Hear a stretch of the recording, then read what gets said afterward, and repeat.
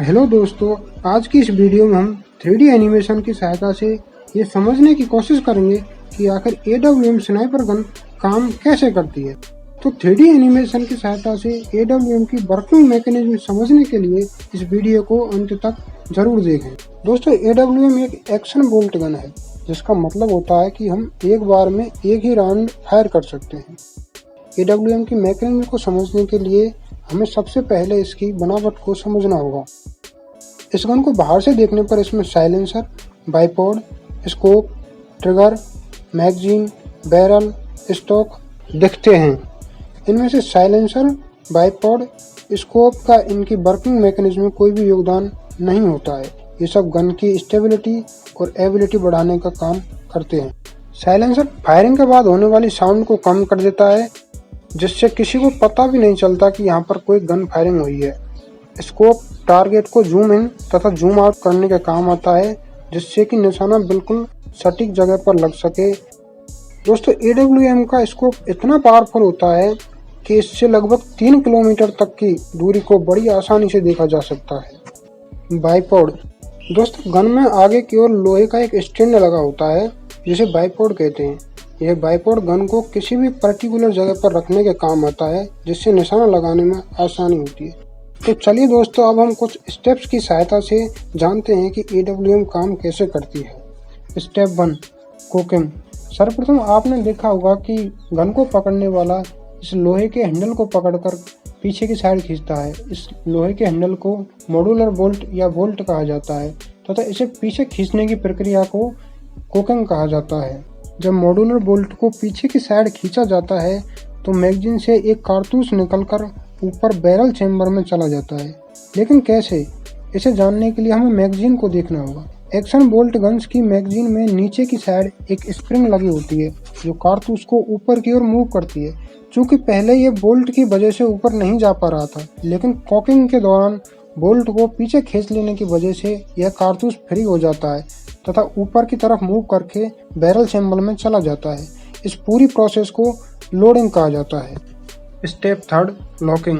जब लोडिंग की प्रोसेस पूरी हो जाती है तो बोल्ट को आगे की तरफ धकेला जाता है तथा इसे राइट साइड में घुमाकर रिसीवर में फिट कर दिया जाता है।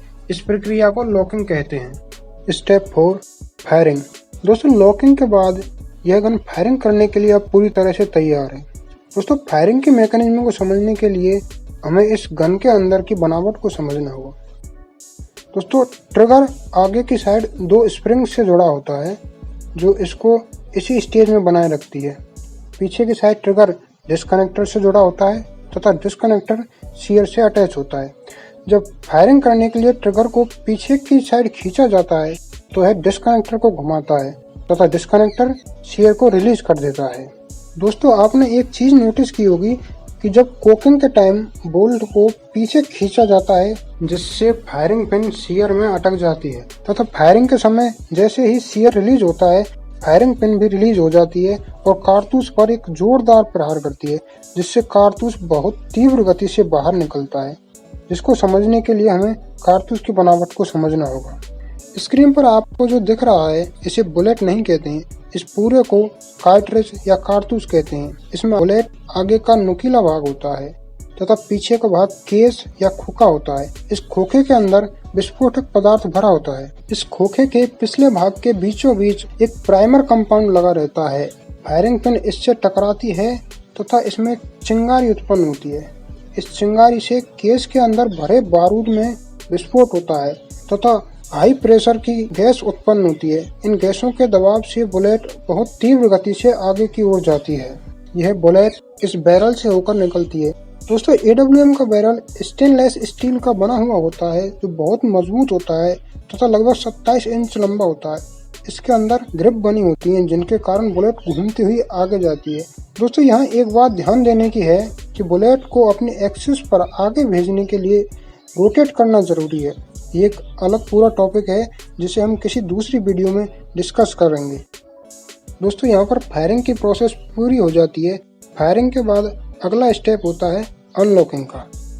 अनलॉकिंग फायरिंग के बाद बोल्ट के हैंडल को लेफ्ट साइड घुमाकर अनलॉक किया जाता है, जिससे बोल्ट के आगे के हिस्से में बनी हुई ग्रिप केस में सेट हो जाती हैं तथा बोल्ट को पीछे की साइड खींचते टाइम अपने साथ ही केस को लेकर आती हैं तथा यह केस इजेक्टर से टकराकर बाहर निकल जाता है। इस प्रक्रिया को इजेक्टिंग कहते हैं। इस प्रकार बोल्ट को पीछे खींचने पर कोकिंग की प्रोसेस भी पूरी हो जाती है। इसी तरह बार बार cocking, loading, locking, firing, unlocking तथा इजेक्टिंग का प्रोसेस दोहराया जाता है तथा बार बार इस गन को फायर किया जाता है।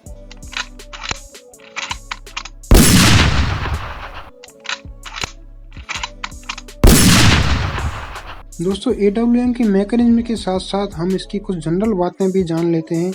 जैसे AWM का पूरा नाम आर्कटिक वॉरफेयर मैग्नम होता है और इसका मास 7 kg होता है। वहीं अगर बात करें इसकी टोटल लंबाई की, तो इसकी टोटल लंबाई 4 फीट होती है तथा इसके बैरल की लंबाई 27 इंच होती है। AWM का स्टॉक फोल्डेबल होता है जिससे इसका ट्रांसपोर्ट करने में आसानी होती है।